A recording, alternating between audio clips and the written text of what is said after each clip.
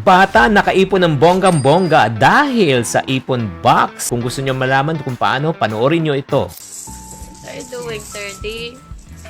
Can I put it back here? Are you saving? Yes. What are you saving for? I'm saving here. Okay.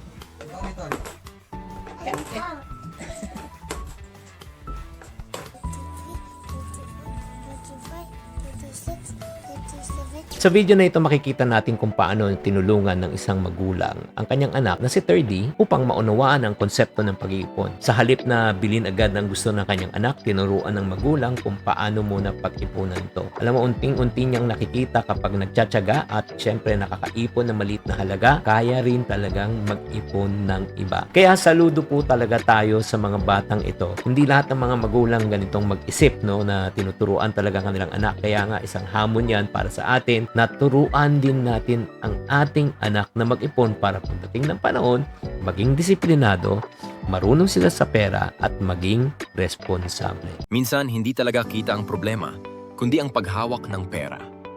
Kung nais mong gumaling sa pagbabudget, magnegosyo at pag-iipon, basahin mo muna ang Iponaryo Kit ni Chinky Tan.